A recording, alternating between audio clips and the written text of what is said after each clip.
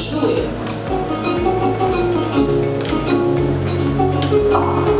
Tu vas jouer avec grand-père. Clique sur grand-père pour continuer.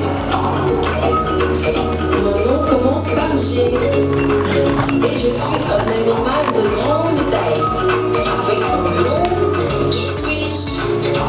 Voici les réponses. Girafe, gazelle, guépard, gazelle, ours. Tu n'as pas choisi la bonne réponse. Réessaye. Girafe. Félicitations! Plusieurs niveaux. Il y a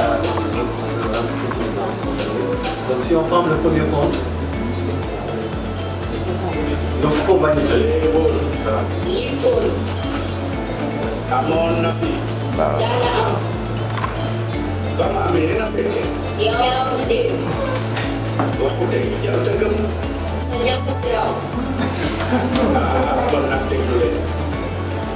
Kayinfo, c'est quoi? C'est tout simplement une plateforme digitale qui a pour vocation de recevoir ce qu'on appelle la digitalisation des jouets et des jeux traditionnels de notre pays, en particulier le Sénégal, et les pays africains en général.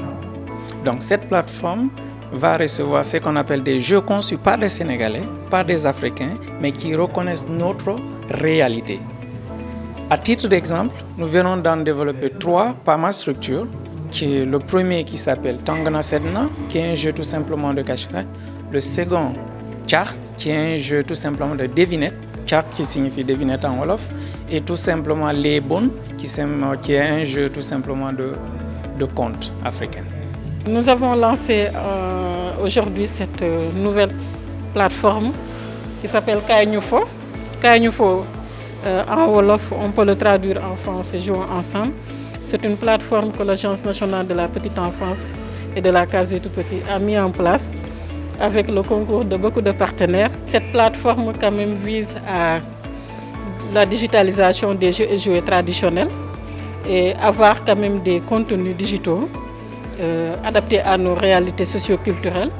Parce que nous avons fait tous un constat, tout un chacun dans sa famille, au niveau de nos enfants, qu'aujourd'hui les jeux qui sont dans les plateformes YouTube, etc., sont des jeux quand même que nous importons d'ailleurs.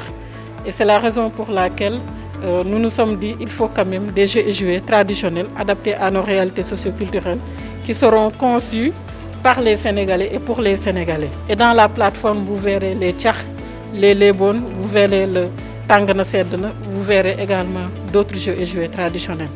Donc c'est en phase également avec les orientations de l'État du Sénégal, qui est de réorienter l'éducation vers les mathématiques, les sciences, les technologies, mais également vers le numérique. Comme le disait le président poète Léopold Sédar Senghor, l'enracinement et l'ouverture. Et il faut avoir cette petite intelligence de se conformer à la modernité actuelle, tout en restant également dans nos valeurs socio-culturelles. Et c'est pourquoi nous nous sommes dit, nous avons nos tchars, nous avons nos contes, nous avons nos jeux et jouets traditionnels, comme le Langabouri, comme le Tukusangalam, etc. Il faut essayer de les digitaliser et les mettre dans des plateformes où les enfants auront accès à ces jeux et jouets traditionnels. Parce que si on ne le fait pas, nous risquons de perdre tout ce patrimoine culturel. Dans ce jeu, tu dois retrouver l'objet caché, assembler les objets découverts, reconstituer les puzzles et jouer à des instruments. Clique sur moi pour commencer. Choisis ta langue. on a mis 2 jouets dans ce parcours que l'enfant va découvrir. C'est le reading. De quoi j'ai besoin pour fabriquer mon outil? Pour fabriquer mon outil, j'ai besoin d'une calebasse, d'une tige d'arbre, de la peau de queue de cheval, d'une tige de kenkeliba, de la peau de boa, d'une cordelette. Clique pour continuer. Clique sur le point rouge pour avancer. Donc l'orientation. Et là, c'est le fameux Tukusangalam. On a beaucoup fait avec cet instrument, avec du matériel de récupération, et nos enfants ne le connaissent pas. J'ai besoin d'un pot, d'une tige de bois frais, d'un filtre et des pointes. Clique pour continuer.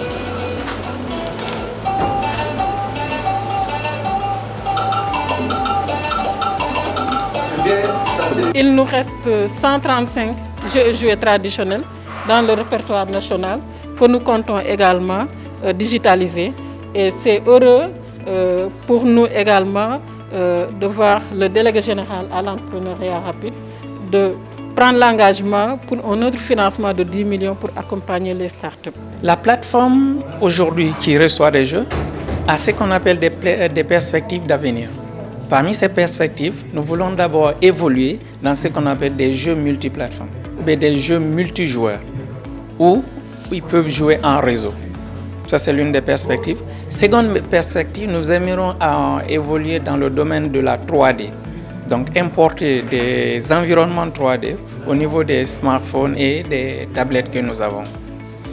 En termes de perspective, nous avons aussi ce qu'on appelle un environnement qui vous permettra tout simplement d'échanger. Ça peut rentrer dans le cadre des dessins animés, mais un peu plus loin que ça.